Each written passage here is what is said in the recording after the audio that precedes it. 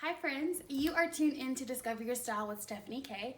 I of course am Stephanie, and I'm a style coach who is dedicated to helping women like you to dress for the life that they want by building confidence and helping to establish worth and value.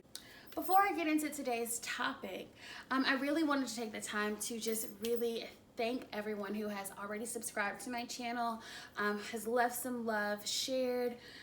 Thank you so much. I really appreciate all the love I've been getting for my channel, my videos. If you are new here, welcome. I'm so glad that you're here. I hope that you find reason to subscribe to my channel, leave a comment, let me know what you like, what you want to see more of, and join the family. So, of course, you see that I'm here on my couch today, so it is a sofa session. Today's topic is something that I know that I struggle with, and a lot of my friends do as well, and it is how to stop punishing yourself. You know, a lot of times we think that we're supposed to be perfect, or we have to have things accomplished at a certain age, and we can really start to get down on ourselves, and it really becomes damaging to our person. So I kind of want to talk about my 4-step process of how to stop punishing myself, especially when things aren't going the way that I had envisioned them to go. So step 1 is just to simply start with gratefulness. I know the easiest way for me to get out of any negative mood, any bad mood, is to just really take a step back and become really grateful for the things that I do have. I have a home, I have good friends, I go to an awesome church, I have a job that I actually love. You know, there's lots of things for me to be grateful about. I have a great closet.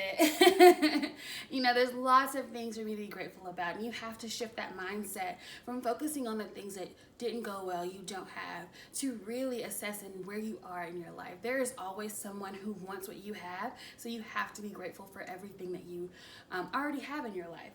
Step 2 is to rid yourself of negative self-talk. We are our worst critic, our worst enemy. It is amazing the way that I find myself speaking over my life. If something doesn't go well, it's, well, that's why you didn't do A, B, C, and D. That's why you don't have X, Y, Z. And it is so hurtful to yourself. It's so damaging to your person. And, you know, the more that you speak over your life negatively, the more impact, you know, it has. So of course, not with that attitude, sis. It's not going to come to pass if you are continuously speaking over yourself in a negative way. So that leads to step number 3, which is to use affirmations. You have to reaffirm yourself. You know, again, it's a mindset shift. You have to shift from talking negatively to affirming yourself. You have a specific set of gifts, talents, and abilities. And so you have to remind yourself, you actually are that girl. You actually can do these things, and you have the opportunities, you know, to share and grow in your gifts and talents and abilities. So reaffirm yourself. For me, one of the best affirmations is actually a Bible verse, and it is the wallpaper on my desktop computer, and it just says, "Be still." And even though it's not an affirmation of me personally, but just knowing that God has my back. It's a verse from Proverbs, and it's, "Be still and know that I am God."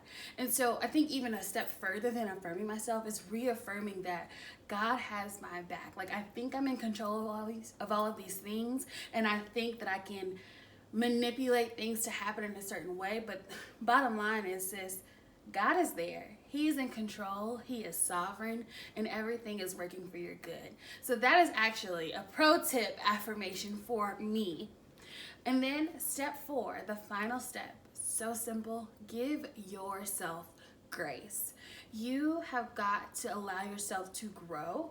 You've got to allow yourself space to say, I may have messed up this time, but that does not negate everything else that I've brought to the table thus far. And so now I'm going to take a step back, evaluate the situation in a logical way, and be better next time. You know, you just got to give yourself grace. You are not perfect. No one is, but you actually are that girl. So let's do a quick recap. Step 1 is to begin with gratefulness. Just take a step back, take in everything that you have, whether it's materialistic, whether it's your qualities, and just be grateful for them.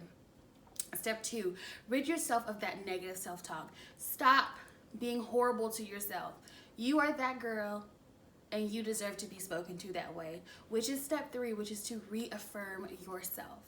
You know what you've brought to the table. You know what you can leverage. So play those things up.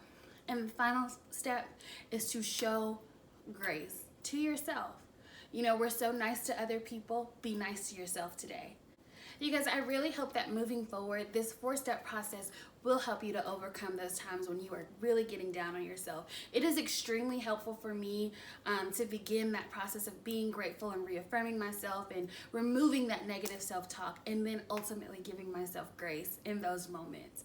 So let me know in the comments below, what are some things that you do to overcome those times when you just are extremely negative to yourself? I'd love to hear. And also, which of these steps stood out the most to you? You guys, thank you again so much for watching. I really hope to see you next time. Bye.